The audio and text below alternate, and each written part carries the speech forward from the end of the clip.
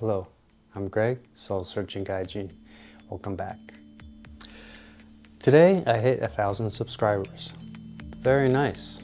So I kind of want to talk about my 1.5 year music journey.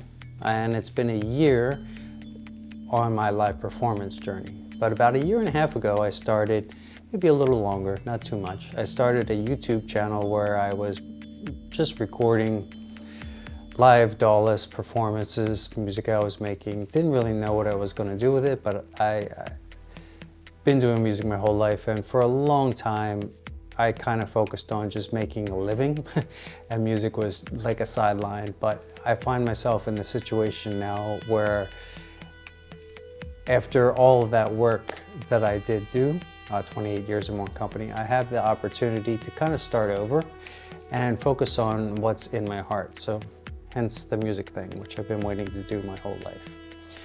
And what I hope you can get out of this is just maybe a little inspiration so you can kind of do this for yourself, because it's really rewarding when you take the time to feed your soul, and a lot of growth comes out of it.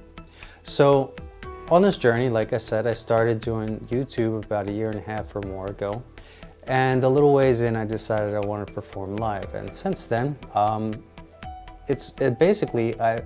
think sometime this week, last year, was my first show in Kobe. Since I've done 7 shows. My last was, when was that? About 2 weeks ago.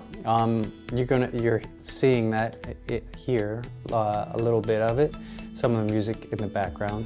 That was at Tobita Records, which was a really nice gig for me, one that I wanted to do. That's kind of where I got started, actually, on this whole wanting to perform live thing. I go there often, every month. They do live music showcases, lots of DJs and live artists from all over the world, actually. And it was just really inspiring. I was like, I want to perform here. And so that was my second showcase for them, the first time in their actual spot. I did one for them in Himeji at this bar called Tress. So since I started, I've done 3 shows in Himeji, 2 in Kyoto, 1 in Osaka, and this one, which you're seeing, which is in Kasai in Hyogo Prefecture. What a learning experience it's been. Out of those 7 shows, I would say 5.5 of those shows were all completely different music every time, which is a huge undertaking considering 3 shows ago I had to play for an hour, 2 shows ago I had to play for 45 minutes. So the last 2 shows the last show I just recycled. It was a half hour. This was at Tobita. It was, I recycled what I did on the show previous. And I'm taking a little bit of time off. I want to work on something different now. I feel like I've been constantly trying to prepare, learning how to perform live. I mean, that's something very new to me. The biggest things that I got out of it was just confidence, but learning how to accept being where you're at when you're there. None of the shows went the way I really wanted them to, or I performed as well as I was hoping, but at the same time I enjoyed all of them and I learned something every time. And what I'm realizing is this is just a journey, you know? You just have to really enjoy the process. If you like to make music, like, it's really beautiful to be able to share it with other people and get some feedback. It's really nice, you know? And first I got that through YouTube, which was beautiful, but it's even a little more touching when it's face-to-face with a human and not just a screen or typing in a comment section. There's something really special about that. So yeah, that's what I've been up to. I've been blessed this year with putting together a beautiful writing studio. I have several different setups of equipment that I can do different types of live music for. I did have an issue with one gig where I had a pretty big equipment failure the morning of the gig, and I had to piece something together. really quickly it was super stressful. So since then I actually have two rigs, just in case, I don't know, a little paranoid. I don't ever want to feel that again. In case something happens, I have another rig that I can take out. And on top of that, it makes things a little more difficult because I have to have two different performances, basically live shows put together on both different rigs and set up and practice to the point where I could pull either one off. But the beautiful thing is I've gotten much more comfortable in live arranging, in playing keyboards live, and just kind of learning how to go with the flow a little bit more. And I've been really enjoying it. The YouTube thing has been a lot of fun. I'm really never thought that I would actually get anybody to really check out my channel, but reaching 1,000 subs is great. It's funny because every week I may get 1,000 and you check in another week I'll have like 998 or something. I tend to lose people because I gained a lot of those subscribers through tutorials and I don't really do a lot of them. And so yeah, this may not be for everybody, but for the people that find this and enjoy it, great. I'm happy to hopefully be of some service and inspiration, because that's really all I'm getting out of this. Is I'm just inspiring myself to keep going and exploring new music. I just put out a video actually this morning. I just did a quick first run through, super impromptu arrangement of a track that I was working on this past week after this last show.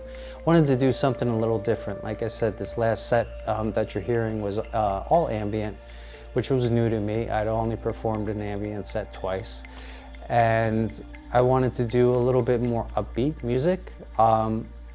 So I went to the opposite extreme. I did 150 BPM quasi drum and bass track, which I've never done before. I normally land somewhere in the middle. But the whole thing is, it's just been so much fun experimenting and having to figure out how to set up these live rigs and what equipment works for me and what doesn't. I did cycle through a lot of gear in this past year. I was an audio engineer for about, I don't know, about 10, 12 years, maybe even a little more. I had a recording studio in Philadelphia and I recorded all kinds of people as well as myself. That was the reason I got into it, but I ended up, to pay the bills, recording lots of local acts. And in that sense, I've pretty much always been a gearhead. I love my equipment. So over this past year, I've acquired quite a bit, which you can kind of see around me.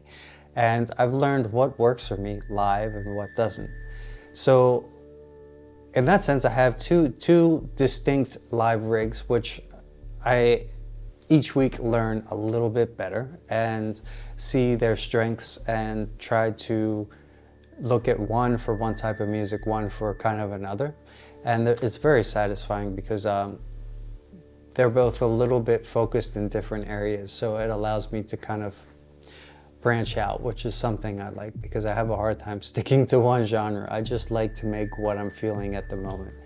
And in the meantime, in cycling through that equipment, the stuff that did not really work for me live is pretty much all behind me. And in that sense, I have a really nice bunch of gear that I can use in my DAW, which I haven't been using much at all since I've been focusing on just recording a live 2-track stereo mix of whatever I'm doing. And I'm mixing through iPads. I use AUM, where everything is like live performance mixer. I have my mastering, my EQ, my effects, and my levels all kind of routed through there, as well as a few instruments that I trigger through MIDI.